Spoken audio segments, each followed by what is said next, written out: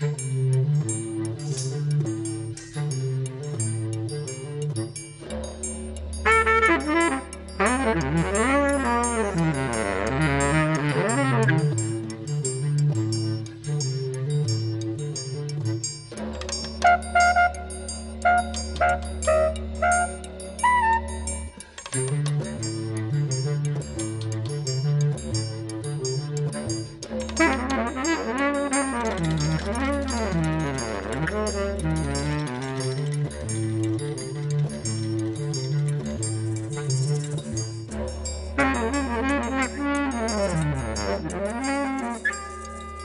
chômage et ses conséquences sont aujourd'hui au cœur du débat public en France et en Allemagne, tout comme chez la plupart de nos voisins européens.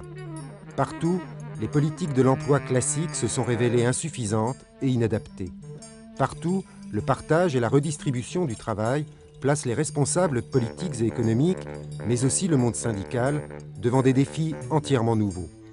Au-delà de l'emploi, c'est en effet la question du sens du travail, de sa place dans nos sociétés et dans nos vies, qui est ainsi posée. Au lendemain du 1er mai, cette question est au cœur d'entretiens avec André Gorz, économiste et philosophe, dont les travaux ont largement inspiré le programme des socialistes allemands, et Jean-Baptiste de Foucauld, écrivain et haut fonctionnaire du Commissariat général au plan.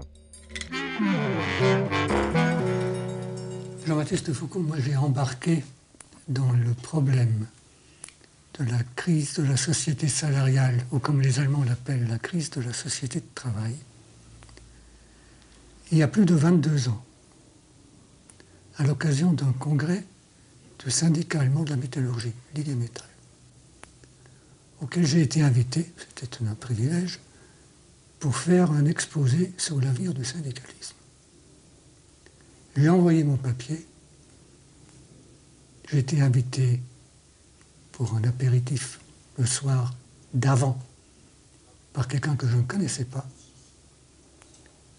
qui s'est révélé être le directeur de la division automation de cet énorme syndicat des ouvriers de la métallurgie. Il s'appelle Günther Friedrichs. Il m'a dit, chers collègues, vous êtes complètement à côté de la plaque. Les problèmes que vous évoquez, ce sont les problèmes d'hier ou à peine d'aujourd'hui. Ceux vers lesquels nous allons sont d'une toute autre gravité et changent complètement la perspective qu'il faut donner à la lutte syndicale. Car il vous faut savoir que dans le passé encore récent, l'investissement crée de l'emploi. Or, le même investissement qui, il y a une dizaine d'années, créait 500 000 emplois, aujourd'hui, il en supprime 500 000. L'investissement, en tout cas dans l'industrie, et dans les services industrialisables, économise non seulement le travail, il économise aussi le capital. C'est-à-dire qu'avec moins de capital et moins de travail, nous arrivons aujourd'hui à faire plus de production. Nous n'en sommes qu'au début. Mais faites attention, ce vers quoi nous allons, ça met tout en question, y compris probablement les fondements de notre société. Je ne l'ai pas cru sur le moment, plutôt j'étais hésitant car ça ne m'allait pas, ça ne me convenait pas. Ce n'était pas dans la perspective dans laquelle je me plaçais. Mais assez rapidement, avec le début de la crise du pétrole en particulier, je me suis rallié à ce diagnostic et j'ai essayé de continuer dans cette voie. Tous vos lecteurs s'en souviennent, en effet. Mais moi, je ne suis pas sûr que ce soit la bonne façon d'accrocher le problème. Parce que ça aboutit à cette idée qu'il y a une espèce de deus ex machina qui nous oblige fondamentalement à changer et donc à faire mieux. Moi, je ne suis pas si sûr que l'investissement qu'on faisait dans l'agriculture pour mécaniser la production agricole dans les années 50 ne détruisait pas de l'emploi dans l'agriculture massivement. Elle le faisait. Et en même temps, on en recréait ailleurs.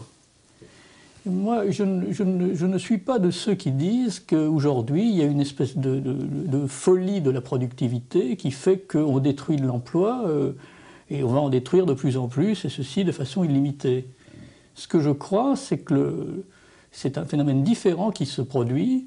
C'est que je crois que le phénomène de recomposition de l'emploi, qui doit accompagner le phénomène de suppression d'emplois légitimé par les gains de productivité. Après tout, c'est normal de supprimer des emplois quand on produit mieux. C'est ce processus de recomposition qui est en cause. Mais il n'est pas en cause, je dirais, de façon définitive, enfin de façon absolue.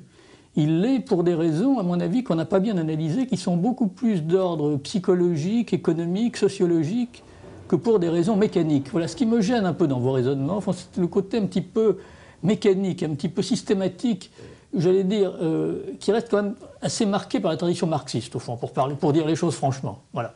C'est ça qui me gêne. Moi, en tant qu'économiste, puisque au fond nous avons des tas de points communs et en même temps des angles, en tant qu'économiste, moi je dis, je ne vois pas pourquoi des gains de productivité ne pourraient pas permettre de produire plus de richesses. Vous savez, aujourd'hui, il y a tout de même, je regardais les enquêtes du Crédoc, 3 Français sur 4 qui disent se priver dans leur consommation. Donc toutes ces personnes ont besoin de plus de richesses. Donc notre problème aujourd'hui, il est, enfin, à mon avis, pas exactement celui que vous dites. Il est que d'abord, la régulation de l'économie mondiale n'est pas bonne. Le monde s'est élargi d'un seul coup et continue à être géré par des institutions qui datent de l'après-guerre. Donc il y a un déficit de régulation énorme au niveau mondial. Le monde est globalisé, les institutions sont séparées. On devrait coopérer, chacun travaille dans son coin. On est dans un monde unifié, les taux de change vont dans tous les sens. Donc il y a quand même, aujourd'hui, les architectes du système international ne sont pas au rendez-vous. Donc ceci pèse sur la croissance mondiale et fait qu'il y a des écarts forts de croissance. Il y a des pays qui vont très bien, d'autres moins bien. Alors ça, à mon avis, c'est une première grande cause qui n'est pas assez analysée. Il n'y a pas assez de débat politique sur la régulation de l'économie mondiale et de la régulation de l'économie européenne. Si déjà il y avait ça, on aurait déjà un peu moins de problèmes d'emploi. Je ne dis pas qu'on aurait tout réglé. Puis alors ensuite, et alors là, c'est là que, bon, là nous sommes apparemment d'accord. Moi, je trouve, si vous voulez, qu'aujourd'hui, notre problème fondamental, il est de 3 ordres. C'est que l'emploi se supprime dans les grandes structures, là où où on le crée assez facilement dans les années 50, où au fond, les gens quittaient l'agriculture, le monde rural, et se concentraient massivement dans les villes, dans des usines, dans des bureaux, pour avoir un mode de vie, de production et de consommation commun. Il y avait une espèce de formidable homogénéité, et c'est l'homogénéité qui crée la productivité. Et tout ça fonctionnait bien. La productivité et l'emploi fonctionnaient en synergie. Et aujourd'hui, qu'est-ce qu'on voit? C'est la grande période glorieuse de la planification. Heureuse époque, allais-je dire. Bon, ce beau temps-là n'est plus. Il faut quand même se battre pour la planification, mais c'est autre chose.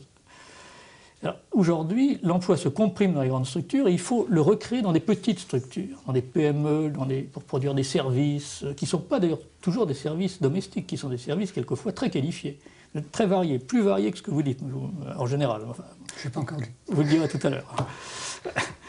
Alors là, il y a des risques de perte en ligne permanente.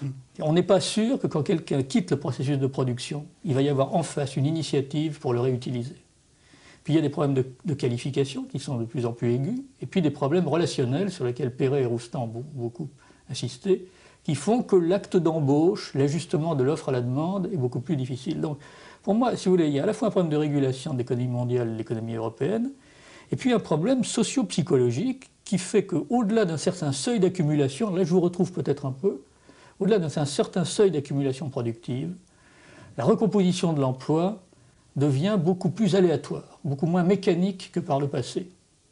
Et avec là, à mon avis, 2 voies possibles, mais je vais m'arrêter parce que je parle trop, qui sont soit une voie où on précarise les personnes, puisque les mécanismes marchent moins bien, renforçons-les. La violence, c'est la méthode américaine, qui marche sur le plan de l'emploi, mais avec des tas de conséquences que personnellement je n'accepte pas, ou bien une autre démarche qui est une démarche où il faut s'impliquer, où il faut s'intéresser à l'emploi et en faire une priorité. Et ça, c'est ce qu'on a beaucoup de mal à faire, parce que dans le même temps, la société post-industrielle est devenue individualiste et égoïste.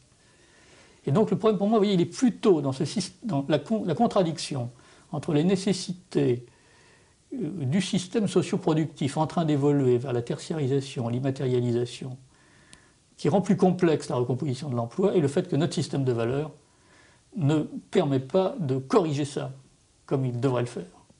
D'où un problème politique considérable. Oui. Voilà. Alors, je ne sais pas ce que vous en pensez. Écoutez, je suis d'accord sur plusieurs points de votre analyse et en désaccord sur d'autres. Je suis d'accord que la mondialisation et la déréglementation des marchés et de la concurrence est une chose inacceptable et qui ne peut pas durer.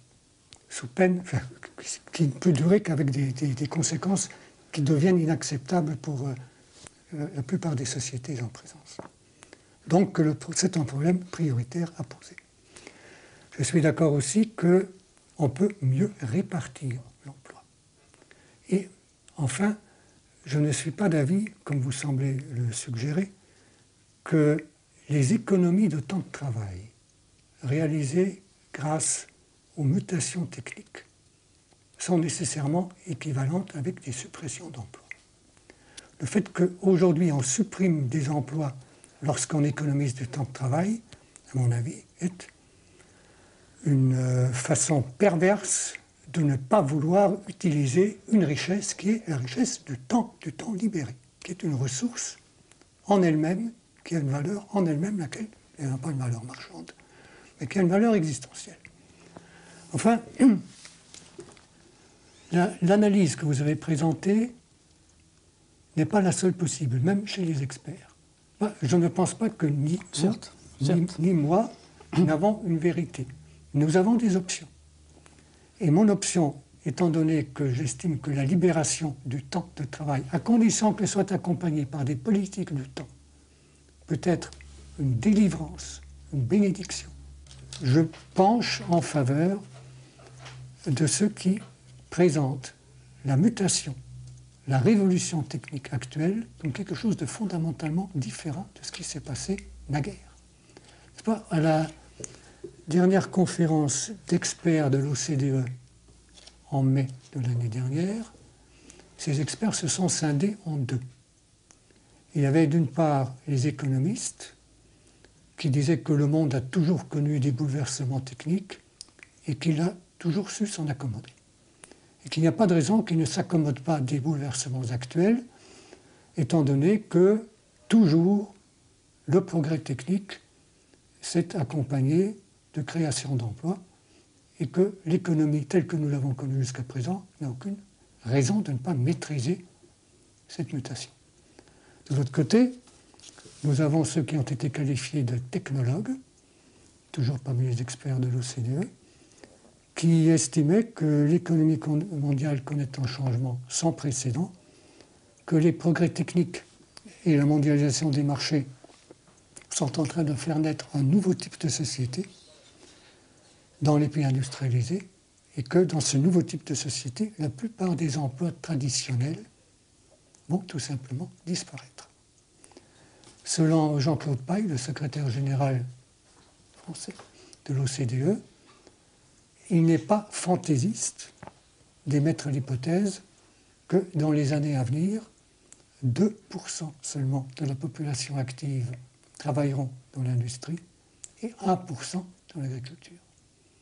Ce qui veut dire qu'il reste 97% de la population dans cette hypothèse, qui déclare ne pas être fantaisiste, qu'il faudrait occuper dans le tertiaire.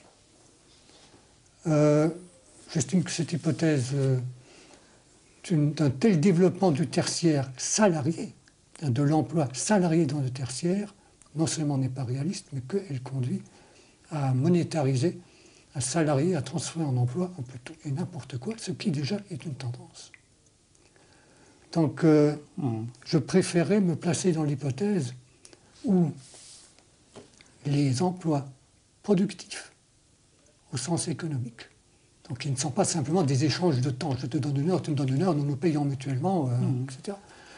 Que ces emplois productifs sont répartis au mieux sur le plus grand nombre de têtes, qu'ils soient aussi qualifiés qu'ils le sont déjà, et que, pour le reste, les citoyens assument eux-mêmes une plus grande part des services qui peuvent se rendre mutuellement. L'Allemagne est en train d'adopter ce que les Américains appellent le re-engineering, nous l'appelons, je crois, la production allégée, qui, d'après une célèbre étude du MIT, permet de produire mieux et plus vite, avec moitié moins de capital et moitié moins d'heures de travail.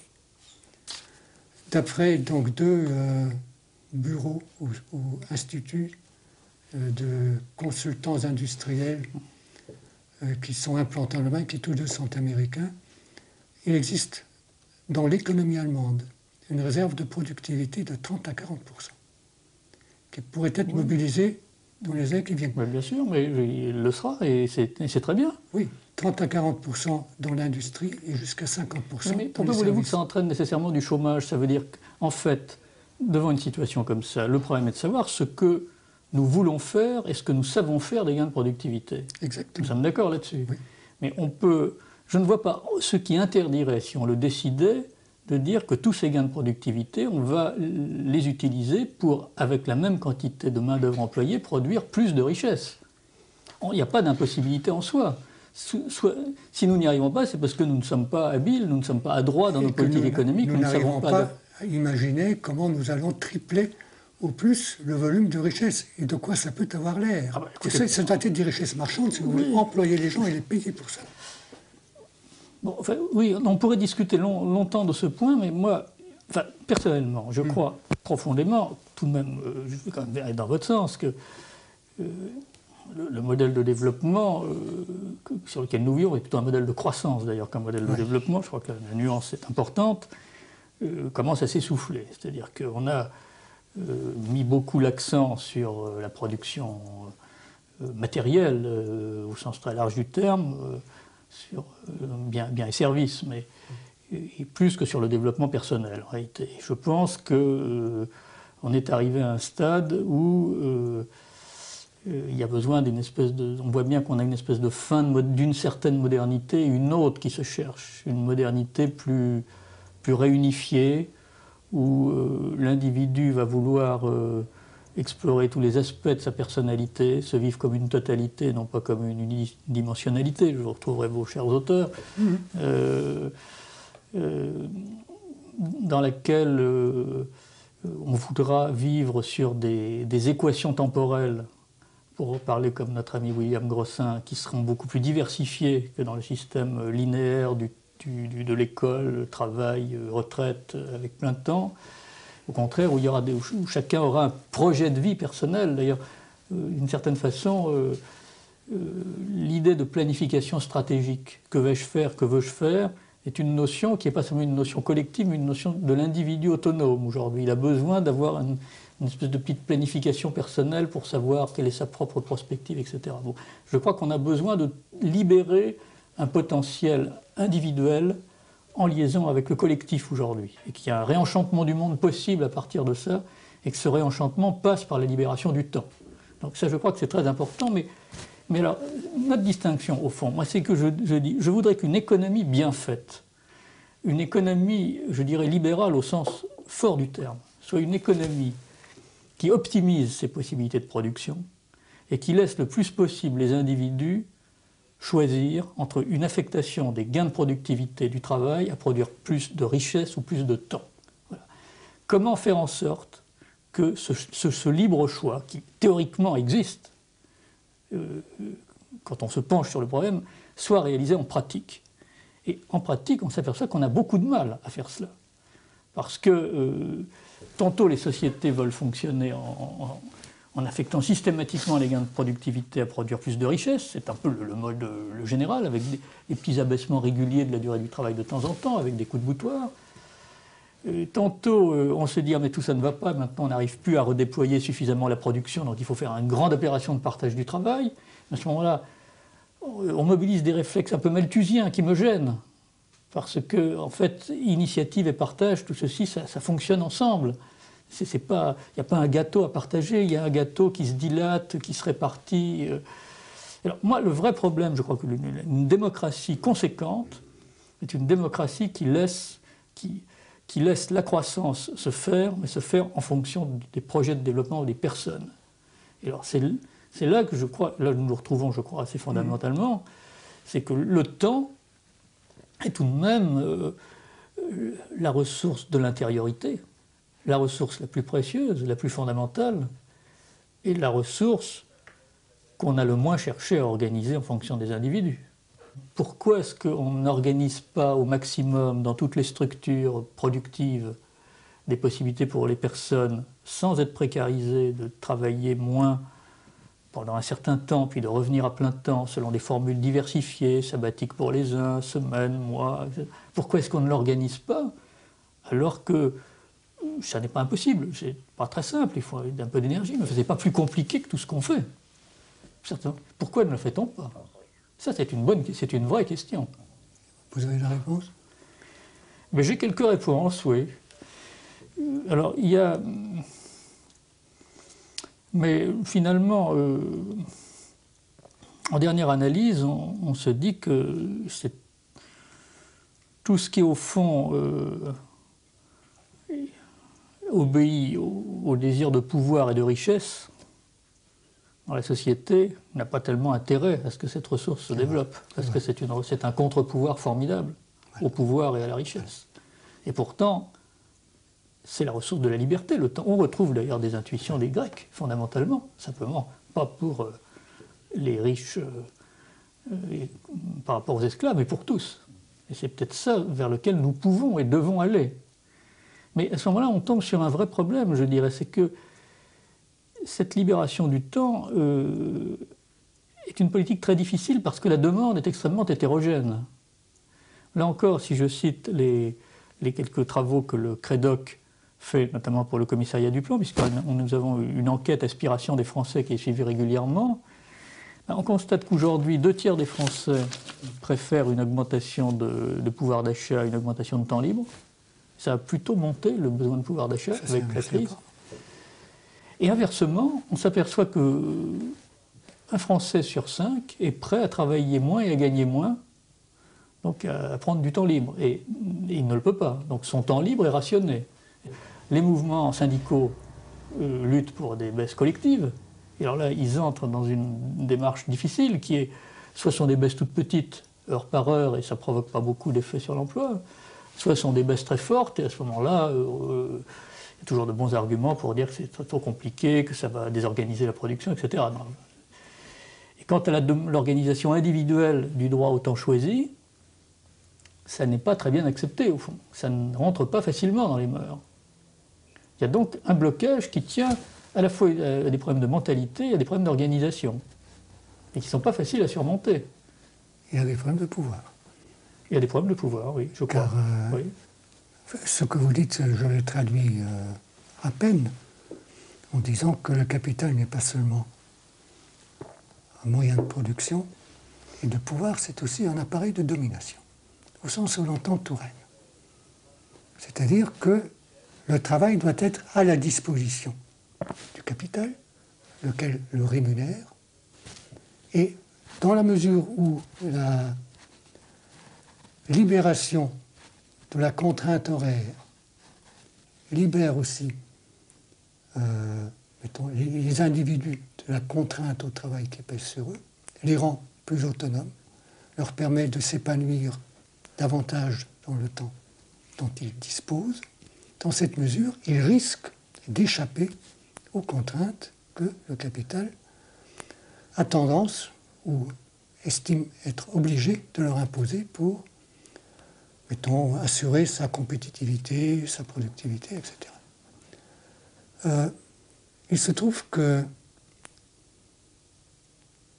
factuellement, il est inexact que le droit au temps choisi diminue la productivité des salariés. C'est plutôt le contraire, même.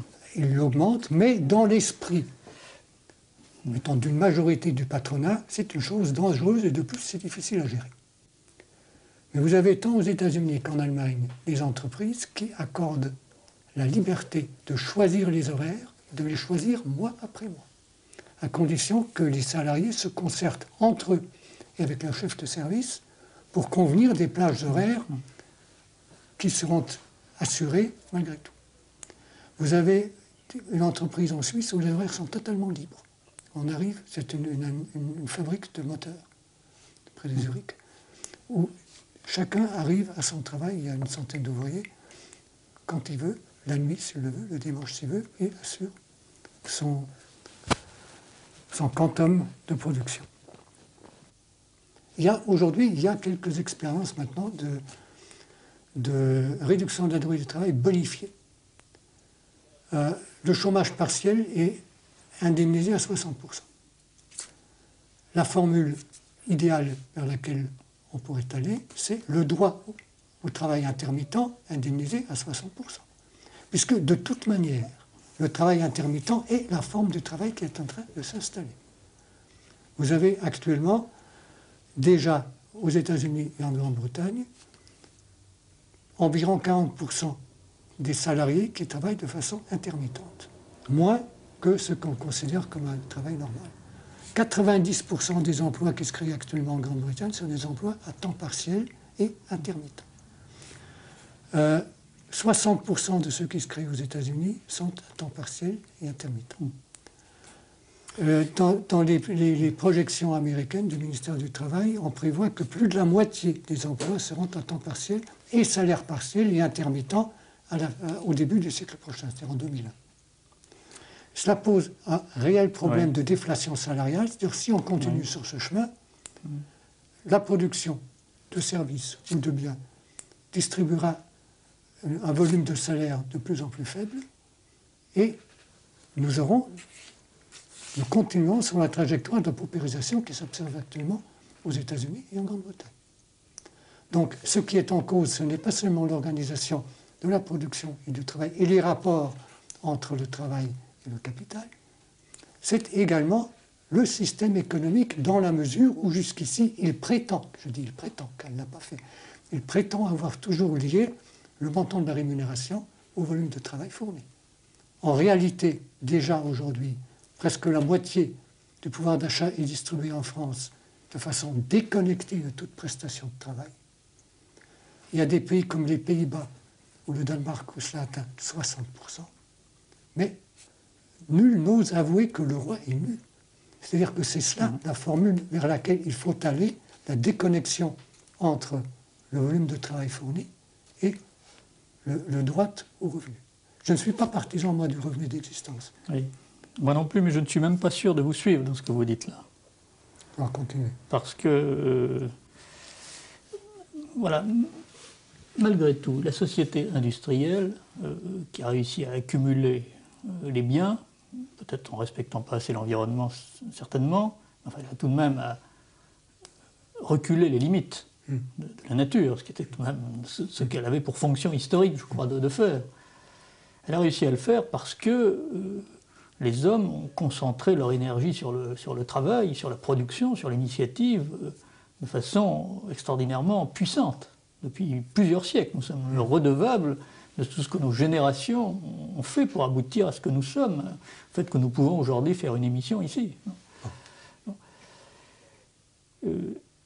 Actuellement, la règle sociale de base, c'est quand même de dire chacun doit travailler pour avoir sa subsistance.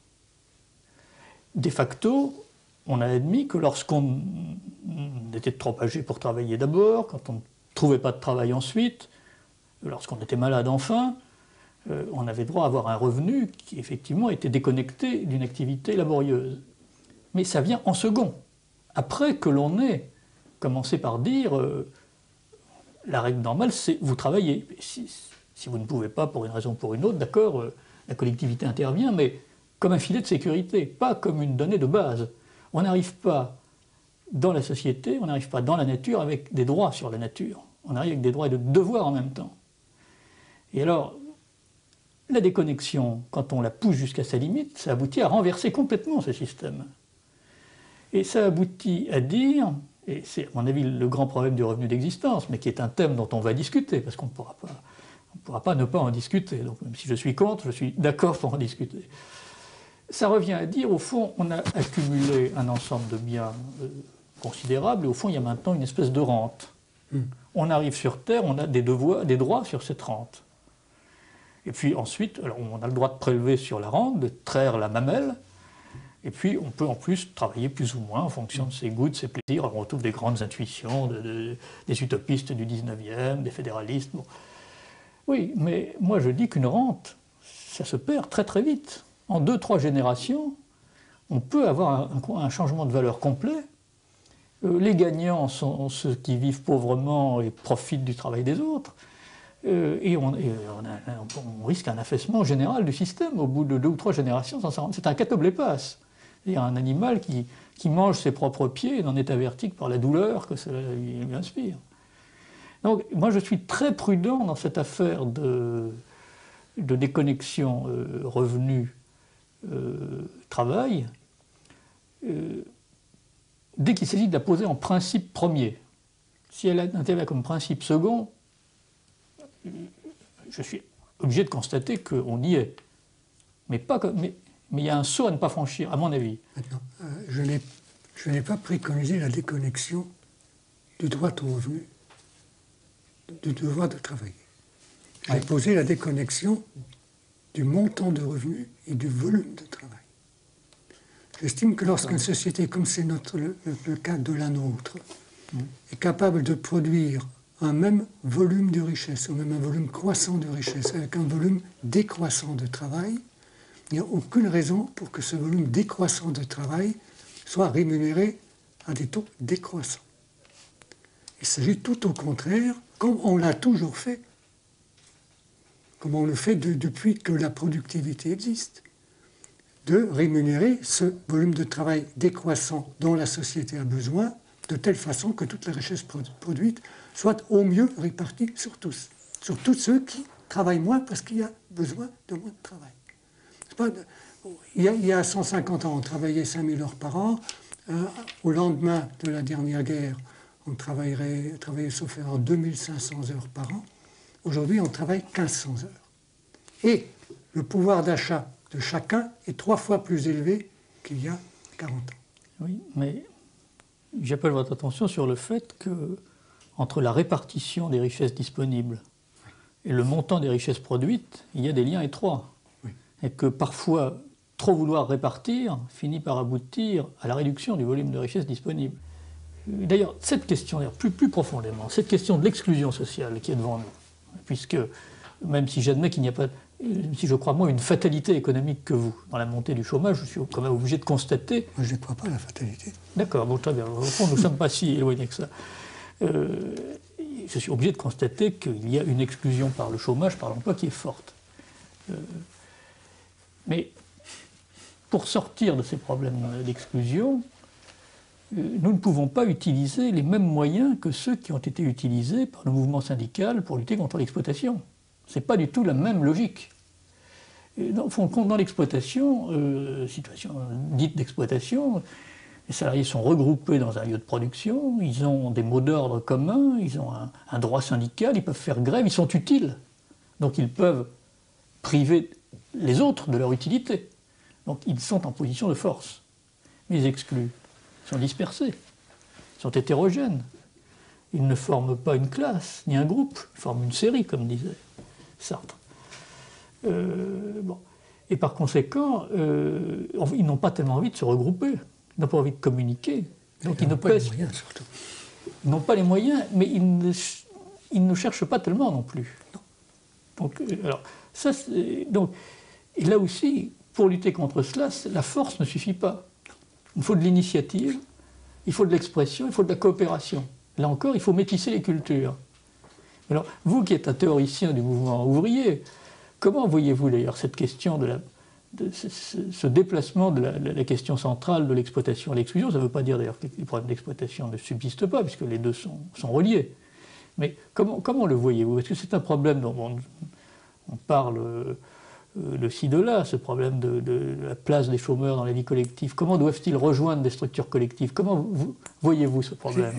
J'aimerais d'abord que nous entendions sur qui sont les chômeurs. On a tendance un peu vite à dire que les chômeurs sont des exclus, des non-qualifiés, des gens qui n'en possèdent pas les capacités et les savoirs nécessaires pour fonctionner dans cette société. Or, la chose est fausse. C'est faux. Mais maintenant, on le sait depuis que les cadres, Pas le taux de seulement, chômage des cadres. je voulais vous donner Oui, ces chiffres allemands. Oui. Il y a en Allemagne 4 millions de gens qui sont classés comme chômeurs. En fait, il y en a 6 millions. Sur ces 4 millions, il y a plus d'1 million de travailleurs hautement qualifiés de l'industrie. Plus d'1 million. Tous ceux que l'on s'arrachait il y a quelques années, les fraiseurs, tourneurs, ajusteurs, les électriciens, les hydrauliciens, les mécaniciens, les régleurs de machines, 1 million en chômage. La seule industrie métallurgique a supprimé 600 000 emplois. Et vous avez en outre 70 000 ingénieurs, techniciens supérieurs, chimistes, mathématiciens, physiciens, diplômés en gestion, etc. 70 000 en chômage. Et vous avez 75% des titulaires d'un diplôme de l'enseignement supérieur qui se trouvent dans des emplois où le niveau de connaissances requis n'est même pas au niveau du bac. C'est comme les bacs plus 4 en Allemagne, en France, qui vont postuler un emploi de téléphoniste, de standardiste. Vous avez des ingénieurs qui sont conducteurs de taxi, qui sont conducteurs d'engins de manutention, et toutes ces choses-là. Et vous avez, aux États-Unis actuellement, ce sont des chiffres aussi officiels, 30% des diplômés qui sortent chaque année des universités sont soit chômeurs, soit employés à des petits boulots. Donc le chômage, ce n'est pas simplement l'exclusion par le non-travail, ça finit par être ça quand on est trop longtemps sans travail. Oui. C'est la condamnation à ne pas pouvoir utiliser ses capacités dans la société pour la marche de la société. Et prétendre que l'on va régler ce problème en créant des emplois de pompistes, d'accompagnateurs, d'hôtesses ou d'hôtes dans les gares, etc., c'est vraiment se faire des illusions. Où nous en sommes aujourd'hui, tendanciellement, une majorité des chômeurs aura dépassé le niveau du bac, puisque 80% tendanciellement des jeunes sont censés au niveau du bac. Donc le problème de chômage, je le placerai plus volontiers, non pas en termes d'exclusion, mais en termes d'incapacité d'un système économique à valoriser, au sens économique et au sens éthique, les capacités d'une population de mieux en mieux formée, éduquée, enseignée. Mais le champ des choses à produire est infini, si l'on veut, en raisonnant un temps de travail inchangé. On peut produire des tas de choses, des tas de machines extraordinaires. Il y a des... d'abord, il y a encore beaucoup de besoins non satisfaits. Beaucoup. Certes. Vous en conviendrez. Donc, en fait, notre problème, c'est plutôt que nous ne savons pas utiliser, nous n'arrivons pas à trouver les initiatives qui permettent d'utiliser ces personnes que nous avons mieux formées. C'est un déficit d'initiative là qui fonctionne. Ces personnes ne sont pas rentables du point de vue capitalistique. Mais... Écoutez, je vais vous donner un chiffre qui est très intéressant, qui a été fourni par un économiste italien qui travaille là-dessus, Giovanni Mazzetti. Il a pris l'évolution de l'emploi en Grande-Bretagne de 1938 jusqu'à maintenant. Il a constaté que le total des emplois du secteur privé de 1938 à maintenant a diminué de 17 à 16 millions d'emplois. Et que si la Grande-Bretagne a créé 4 millions d'emplois supplémentaires en passant de 20 à 24 millions de personnes employées, c'est grâce au secteur public. C'est-à-dire, c'est là où la rentabilité n'est pas demandée, où il n'est pas un critère d'activité, que l'emploi s'est créé dans un pays, en Grande-Bretagne, qui n'est pas le phare de la modernité, ni de la... etc. En France aussi, on crée par exemple des emplois dans le secteur éducatif, dans le secteur de l'administration locale, qui ne sont pas des emplois non qualifiés, qui sont des emplois qualifiés. Oui, alors, et ça rend bien des services, tout ça. Certes, mais ça suppose des transferts. Moi, je crois plus à notre mauvaise capacité collective à utiliser les personnes formées qu'à une espèce d'impossibilité du système en soi. Je crois que c'est là que nous avons une incertitude, en tout cas. C'est là que nous heurtons à un système économique. Si vous voulez que ces emplois soient rémunérés par un salaire, et que ce salaire ne soit pas un salaire de redistribution, c'est-à-dire un salaire prélevés d'un côté pour être redistribués à d'autres, il faut que ces personnes, que leur activité soit rentable, qu'elles produisent un surplus. Mais ce n'est pas le cas de la quasi-totalité des services de personne à personne. Ces services ne demandent pas de capital, ils ne valorisent pas de capital, c'est d'échange de temps. Je te donne 1 heure, tu me donnes 1 heure parce que tu es plus qualifié que ça pour moi. Ce n'est pas rentable au sens économique.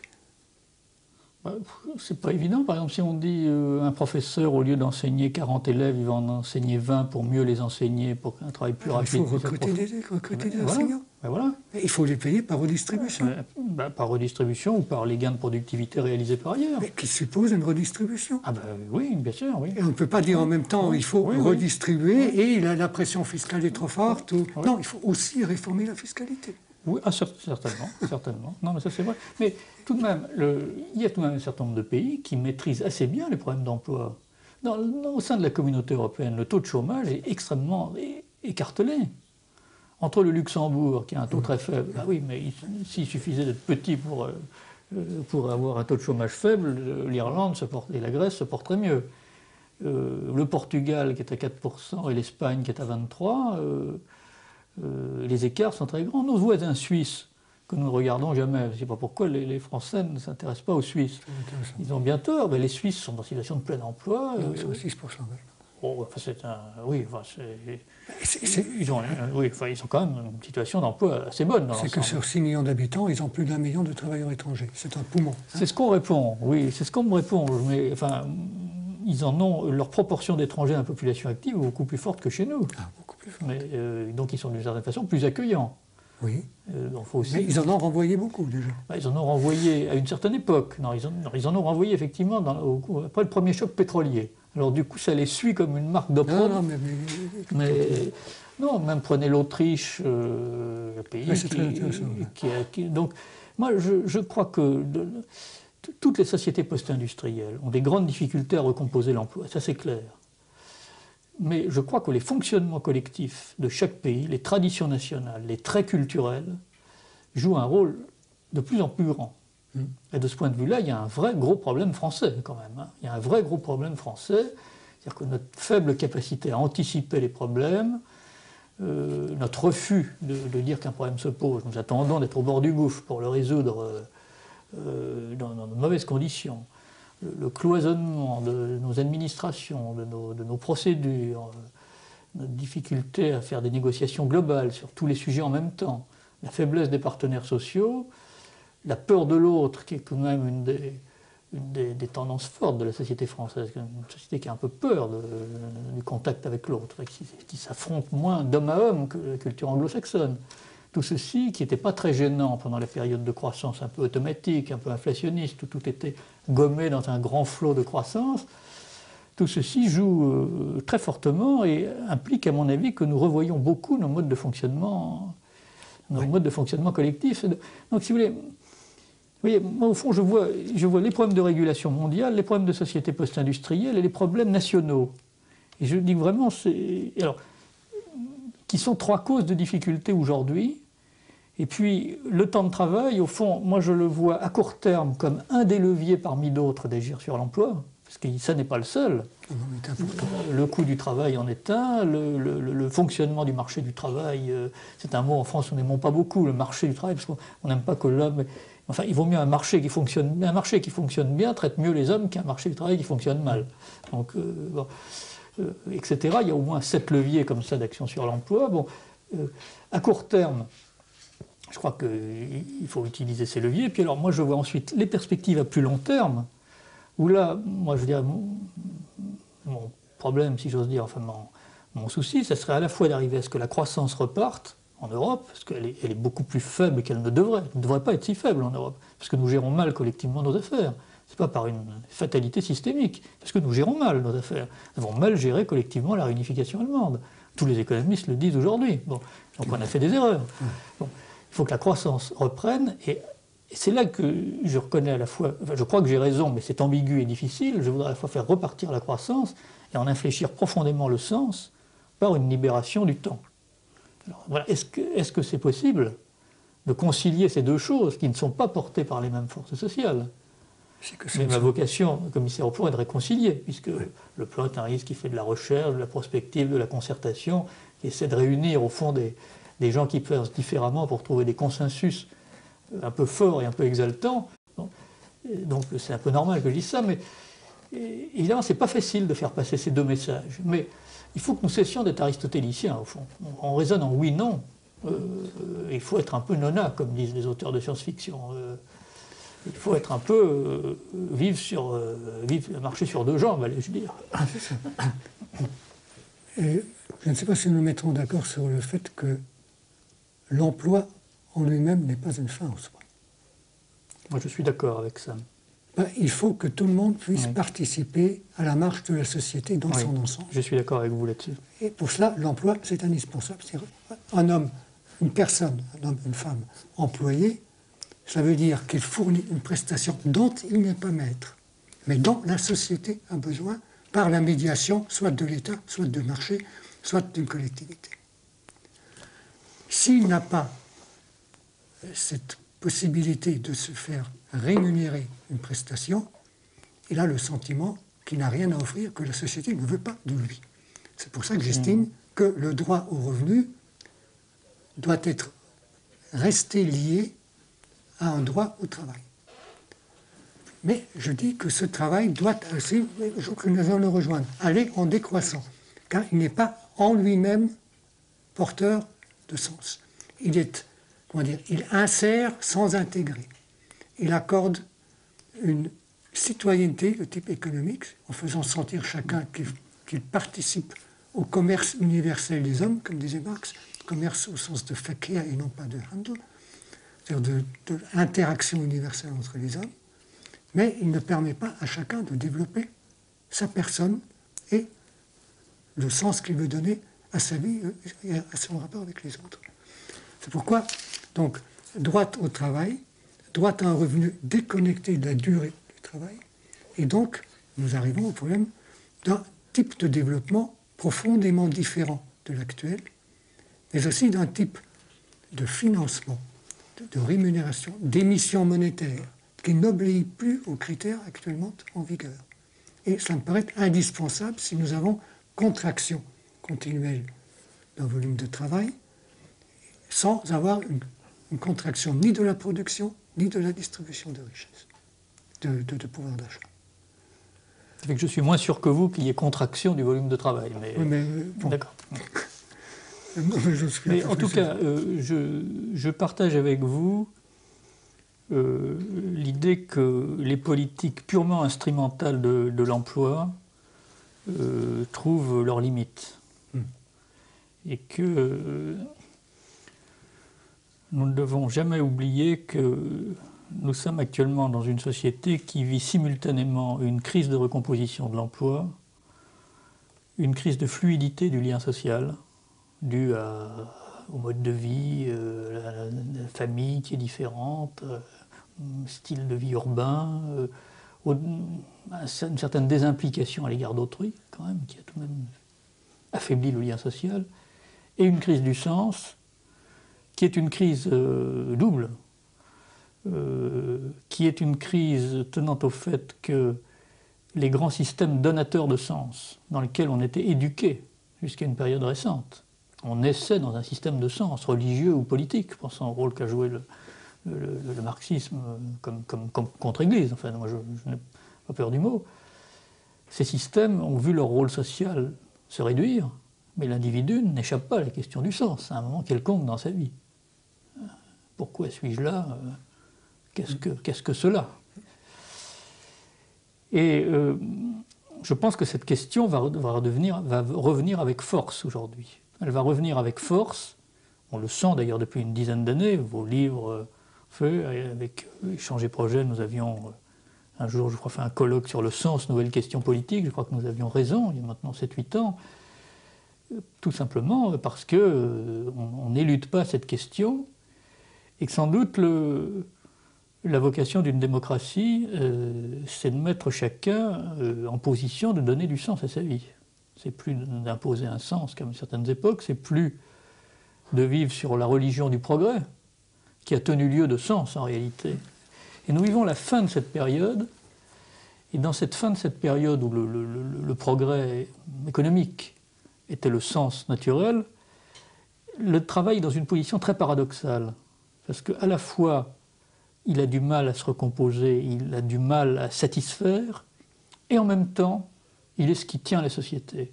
Il fournit de l'activité, il fournit du lien social, un lien social très fort dans le travail. La division du travail, les gens sont ensemble par le travail, ils sont soudés les uns aux autres par le travail comme ils n'ont jamais été. Et ça donne du sens, parce que le travail, on est utile pour autrui, un sens commun, un sens simple.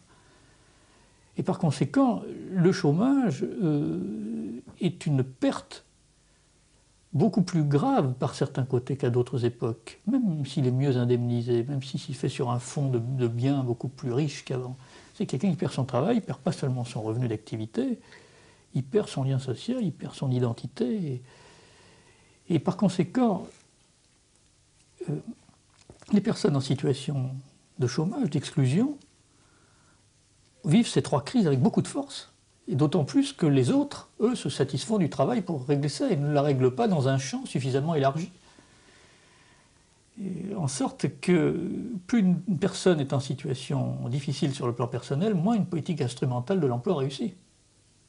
C'est-à-dire qu'aujourd'hui, on a besoin d'adhérer plus à ce que l'on fait, on a besoin de retrouver une harmonie plus grande entre le plus-être, le plus matériel et le mieux-être. Je crois que vous le dites d'ailleurs dans oui, je crois que c'est profondément vrai. Mais dans les actions d'insertion, par exemple, c'est très évident, ça. Le lien entre sens, lien social et emploi est tout à fait vrai. Dans les politiques d'insertion ne peuvent pas marcher si ce sont de pures politiques instrumentales de l'emploi. Il faut commencer par de l'amitié, par de l'affection, par de la communauté, pour aboutir à l'emploi. Sinon, alors ça, ce sont des changements tout à fait considérables, me semble-t-il, parce que les systèmes politiques sont tout de même ont du mal à affronter des problèmes de ce type. Ce sont des problèmes éthiques, spirituels, qu'à mon avis, les démocraties vont redécouvrir de façon certaine. Certaine. On va retrouver les grands débats de la Renaissance, mais c'est tant mieux. C'est tant mieux. L'abbé Pierre disait une chose qui me plaît beaucoup. Il dit que l'on aide les gens non pas en les aidant, mais en leur faisant sentir qu'on a besoin d'eux. Oui. Et c'est comme ça qu'il a commencé d'ailleurs, avec un détenu qui sortait de prison. Il a dit « Abbé, qu'est-ce que tu peux faire ? Aide-moi ». Il a dit « Moi je ne peux pas t'aider, mais toi tu peux m'aider. » Oui. Je vois que nous avons retrouvé la notion d'échange. Alors, l'emploi aujourd'hui ne permet pas aux gens de donner, on leur prend. Si vous êtes employé chez McDonald's 70% de temps partiel, avec une intensité de travail épouvantable, vous n'avez pas le moyen de donner, on vous prend. L'employeur vous prend le maximum dans le minimum de temps possible, par unité de temps. C'est pourquoi la plupart, une grande majorité de ceux qui ont un emploi, qu'ils soient intermittents, qu'ils soient réguliers, ne placent plus aujourd'hui le sens de leur vie dans cet emploi. C'est très intéressant. Oui, en même temps, quand ils en sont privés... Ça ne veut pas dire qu'ils sont contents d'en être privés. Et voilà. Ça ne veut pas dire qu'ils voudraient ne pas travailler. Ça aussi, c'est intéressant. Jean-François Dumasdier cite une enquête. On demande aux jeunes, cesseriez-vous de travailler si vous avez de l'argent pour vivre confortablement ? 40% de oui, 60% de non. Et je pense que les 40% de oui viennent de ceux qui travaillent trop. Mais d'autre part, à la question, qu'est-ce qui vous apporte le plus de satisfaction ? Le travail ou le hors-travail ? Vous avez une dispersion assez forte. En France, 20% le travail, 70% le hors-travail. Aux États-Unis, c'est le chiffre le plus protestant. Ça veut dire 30% le travail, 70% le non-travail. Alors qu'au Japon, pareil, 28% se retrouvent dans le travail. En Suède, 18% seulement. Et encore plus intéressant, la question, quand faites-vous ce que vous aimez faire ? Réponse, dans le travail, 9%. Dans le hors-travail, 86%. 5% de non-réponse. Et ces chiffres ne cessent d'évoluer. vous avez une proportion croissante qui disent « le travail m'intéresse », tout en ajoutant « c'est pas ça qui donne son sens à ma vie ». La question « qu'est-ce qui donne le sens à votre vie ?» Le travail, il y a 9% de oui et 86% de le hors-travail. Mais c'est qu'il n'y a que 10% d'emplois ou d'activités rémunérées dans lesquelles une personne peut s'épanouir tout en conservant une autonomie d'initiative et la possibilité de se donner sans qu'on lui prenne plus qu'elle ne veut donner. Oui, et pourtant, la demande de travail est forte. Notamment, c'est très caractéristique que les femmes travaillent massivement. Alors, il y a des raisons de revenus, il y a des raisons d'autonomie, certainement. Mais on sent bien qu'il y a quelque chose de plus. Qu'il y a quand même ce besoin de sociabilité, de lien social, d'être utile à autrui. Bien sûr. Tout simplement de sens, quoi.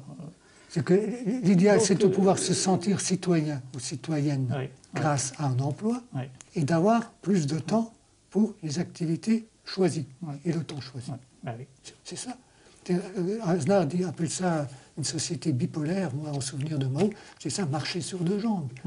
C'est-à-dire avoir plusieurs dimensions, ce que vous écriviez d'ailleurs il y a déjà 15 ans, plusieurs dimensions dans sa vie, l'une qui est principalement la recherche du sens, et l'autre qui est principalement, mais non pas exclusivement, la recherche de l'utilité ou de l'efficacité.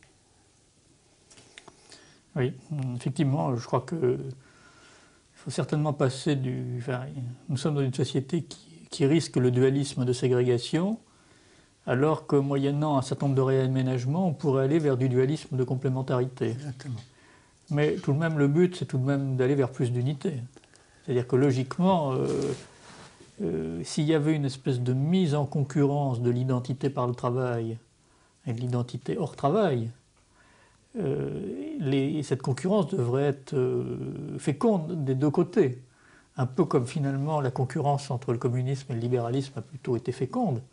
Et au fond, cette période de guerre froide et de lutte des classes aurait été plus efficace en termes de cohésion sociale que cette période de détente idéologique, paradoxalement tout de même. De même, il me semble qu'on aurait un peu plus de concurrence grâce à une régulation, une vraie régulation par le temps, entre les activités libres, de composition libre, comme disait Proudhon, et puis le travail. À ce moment-là, on serait obligé de requalifier en permanence le travail pour que les personnes y trouvent autant d'intérêt qu'ailleurs. Et il y aurait une espèce de fonctionnement vers le haut simultané.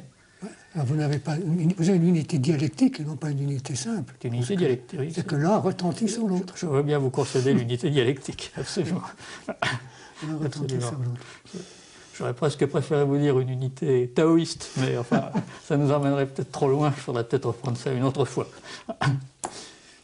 Où en sommes-nous avec le temps? Vous savez ce que répondait... je crois que on avait cité dans la Révolution du temps choisi ça. Où en sommes-nous avec le temps? Il y a un surréaliste qui a dit ça. C'est... Monsieur Gide, où en sommes-nous avec le temps? 6h moins le quart, répondait ce dernier sans y entendre malice. André Breton, préface à la réédition du Manifeste du surréalisme.